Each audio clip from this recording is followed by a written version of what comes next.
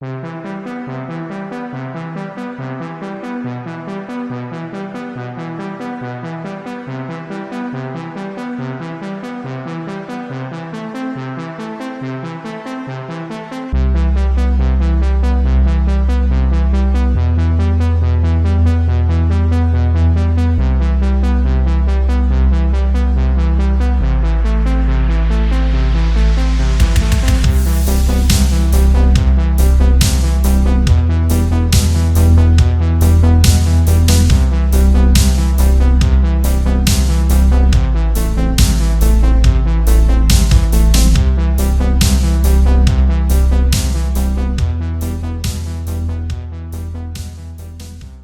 is going on, everybody? I am Just.that.officer. Welcome to the channel, and it is the moment you've all been waiting for. This is my 2018 Police Ford Interceptor, Ford Explorer, and we are going to take a full-on tour of everything that I have inside. So come on, let's go. Let's check it out. All right, guys, so we're going to start from the front of the vehicle and just work our way back. So let's go. All right, so here, you can see this is our spotlight. This is how we maneuver it right here. Turn over, switch it on, switch it off. All right. Very good tool to have, especially on night shift. We keep extra cuffs here. You'll see this. If you are an officer who keeps extra cuffs here, make sure that they are locked down. You want it to be kind of hard to get off, because if you get into a traffic crash, that's one of the last things you want to fly off and hit you in the face. All right, and then of course the dash is what the dash in the 2018 Ford Explorer looks like. And that's my beautiful wife and beautiful daughter right there. Just keeping the car. Radar right here. So if you guys haven't seen the radar video, I will link it right here. You guys can go check that video out if you want to know anything about radars. I go over a full video about radar and laser, so you guys can go check that out. As we work our way down, this is the standard stuff that comes with the car. You know, the dash here, radio, all that stuff. What's cool is that this car has Bluetooth, so you can hook up your phone and listen to your favorite music instead of just having to listen to the radio all the time. Right here, this is a extra battery right here. This is a battery charger with an extra battery in it for my body cam. So I keep it in here. I 3M taped it on here so I can easily access it and change out my battery, because if you use your battery a lot throughout the shift, it will die and you'll have to switch over. All right, so this right here is our loudspeaker. I don't know if you'll be able to hear it, but yeah, so that's what we use. That's our PA system. When we call, if we need to call, yell at somebody on a traffic stop or do a felony stop, something like that. All right, move our way down. This is the actual radio here. I typically don't use this. I use my actual handheld more than I use this. So say you're trying to use this radio and your portable radio. Well, if one of them is up high and you try to use this one or try to use the other one, it's going to create this crazy echo, and it's just really annoying. So I usually don't use this one. I keep it on just in case I need to grab it for some reason, and I can use it, but I usually use just my portable. And I have a couple chargers set up, a phone charger here, radar charger, and then this is for that right there. USB here, and there's an auxiliary port if you want to use music that way. I never use any of these actually at all. This is the radio head itself. You do your channels, you can do scan, and it's just fell apart. Lovely. But yeah, falling apart. So these are actually, these radios aren't the same age as the car. All right, these get transferred over and reused. So it's kind of a lot older radio than the car actually is. All right, so moving down to the control board here. This is a code 3 control board. You have 1, 2, and then 3 will be your siren. Manual here. This will change the different tones of the horn, things like that. Air horn, lights. These are different, like left alley light. So that'll show the left side light. There's a light on the light bar, so you can look down, you know, alleys and so forth. That's why they call it alley light. Right alley light. Takedown lights are big lights on the front, like you see a lot of people with their LED lights. Those are our version of LED lights that shine into the front of the cars, so that we can blind the drivers and they can't see where we are, positions, things like that. So a big safety thing. This right here, these two, they light up the back of the light bar in whatever direction these arrows are going. So if you want to tell cars to kind of move to the left, then you will hit this button right here, and that'll tell them, hey, the lights will start going this way, kind of giving them a direction to where to go. So there's that. Pull them all the way up. And see, as it says on standby. So if I go to 3, you don't hear anything. No tone at all. But if I go over to whale, all right, so that's whale. You got yelp, and my favorite, oh yeah, we just went over to Europe. You have those 3 tones. Reason we have so many is that it's good to switch it up. If you start saying on one tone for a while, people get complacent and don't kind of ignore it. But when you switch it up, it kind of wakes them up a little bit, keeps people alert, and that way you can get them to move out of the way. All right, guys. So moving on down here, this is just like a little cubby to keep some extra things in. Just a notepad here, and then in here I just keep pens, some USBs. These are good to keep in your car if you have some evidence or anything like that that you need to download from somebody's property. So if I got a hit and run or something like that, I use that. Just some anti-fog spray. Keep in there for my glasses. These are tuning forks. Again, if you watch my radar video, you will see these in that video, and I'll show you how they tune. But basically, you hit them off this, they'll make that tone in front of the radar. See the 25.25 miles per hour. It should be right within that zone. They could bump up to 26, and that's fine. And this right here is a laser. This is tested differently. Again, I show you in my video about these. This one's actually different from the one in the video because I got a new one after filming that video, but it is all the same concept. This one is just a little bit different because it's more like a binocular style. There you go. You can kind of see the laser in there. And then you put it on the car, hold it down. You can hear it trying to read, and that'll read back your speed. So very cool there. And then the mandatory water bottle here. All right, so that's where I keep my water bottle. And then I keep all my stuff organized in this seat organizer right here. I have 2 pairs of glasses here. These are the ones I wear on a daily basis, and I wear off duty as well. So I have them in here. I keep these in here all the time. These are just a backup pair in case I leave these at home. I have a backup pair. This is my old school, I call it old school now because we don't really use it anymore, ticket book. And yeah, this is the handwritten tickets. Mostly we print them out now right here out of this printer. We'll print all our citations out and our traffic crash forms out of this printer here. All right, and then here's my laptop, Panasonic Toughbook. It's still got Windows 7 on it or something. It's old, but it works. That's what I always say, law enforcement. Don't be trying to beg for the nicest, hey, we want Windows 10, Windows 10. Yeah, Windows 10 be nice. You just want something that works, really. You really just want something that works. Of course, you gotta have the tissues because, it's high pollen count and allergy season, so, you gotta have the tissues in here. And then we have, of course, shotgun and the rifle here. This is where we keep them. They are locked and secured in here. There's a secret button hidden somewhere, which I'm not going to show you for safety purposes on how to get these out. But we just hit that button, it will come unlock. We flip these off, and we can access our rifle. Plug back here. I have to turn it off because it's kind of loud. But this is an inverter, what charges all of our computers and everything else that's in here. Oh, and up here, of course, you got to have the Superman logo. Police. Right here is our dome light. So it's got a white light, and on this side it's a red light, so it's not blinding the crap out of you, but you still have light at night. So a very cool little dome light there. Just a little thing some little girl gave me one time, saying that we support you. So I keep that in the car, and then of course a little protection there. Just little straps that help you keep, if you need to put some paperwork in here or something like that, keep it in there. And guys, if you guys want to see everything that's in this seat organizer, I do a full video of that. You can check it out right here, and you can see everything that I keep inside my seat organizer if you're curious about that. All right, so in the door here is where I keep my citation envelopes, so they're quickly accessed. This is where I put the citation in and give it to the drivers. It gives all the information on how they take care of it and things like that. This is a pedestrian violation information sheet for crosswalks, things like that. And then this is a quick reference book for your common traffic violations. So it's really handy if you forget something.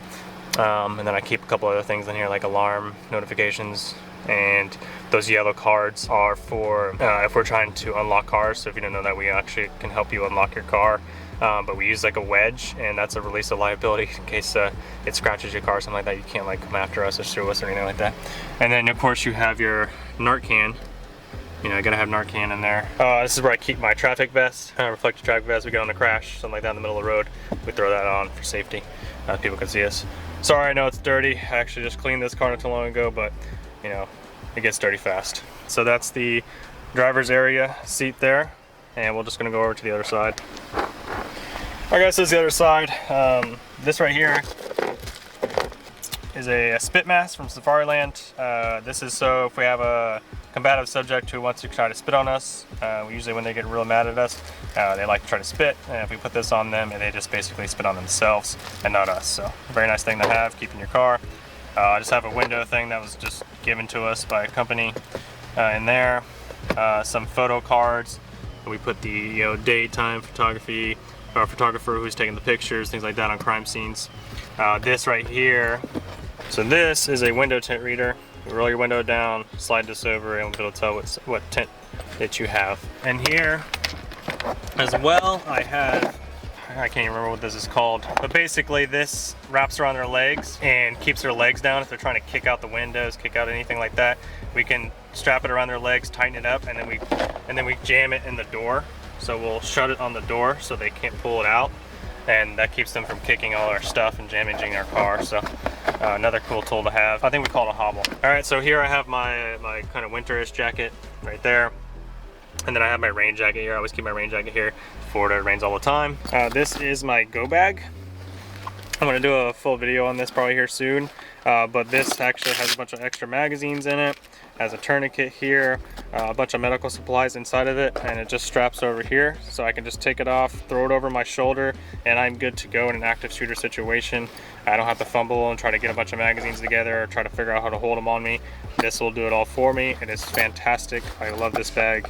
And I've not had to use it yet, and I hope I never have to, but if I do, it's ready, and it's gonna really be helpful. I just know it. Extra masks here, because COVID-19 times. This is I just have ibuprofen and a couple other little things inside this bag here, so it's always good to keep some ibuprofen, maybe some emergency things like that, to help you get through some shifts where you're having a really bad headache or something like that. So that's the front of the car. We'll start working our way back. Back here is where all the bad guys or girls will be seated. So I leave this side open because this is where you typically put your criminals. Unless you have two of them, then I'll have to move that stuff. Why do we put them on this side is because as drivers, we want to be able to see them as best we can. So having this angle is the best way we can see them. Having them right behind us is too dangerous. We can't really see what they're doing if they're trying to fiddle with their hands, trying to pull a gun out of who knows where. And yeah, so we keep them on this side. But yeah, this is the side. This is the cage that we have on the windows. Help them from kicking out the windows. There's a little window here. If I need to open this up, I can open it up and talk to them. It's nice, it's plastic here, so you can clean it real easily. What's not nice is that this is not plastic, this is regular floor carpet. So if they throw up, yeah, it's gonna be gross and really nasty to clean up. This typically, all right, so we'll keep this here. So this is actually a really cool feature. Just keep that locked on there. That way you can just sit your criminal in there and unlock it here, put it right back down there. That way you're not reaching over them. So this is a really cool feature I like about this car. All right, so on this side, behind my driver's seat, I just keep all my forms in here. Statements or any kind of forms that you might need for a case. Keep them all in there. A couple of evidence things, but I have my cones. So that's all I keep on this side. I keep the cones kind of strapped in so they're not flying all over the place. All right guys, this is the back. This is where I keep most of my stuff in here. That's just the drone case for today's video, so I'm gonna ignore that. I keep jumper cables hooked up there, so I know if you need to help somebody. This is just a radar box for extra radar stuff. This is a riot gear kind of bag. It's got a helmet in it, a couple riot gear items, and I just keep it strapped in by a bungee cord. Up top, we got my active shooter vest here.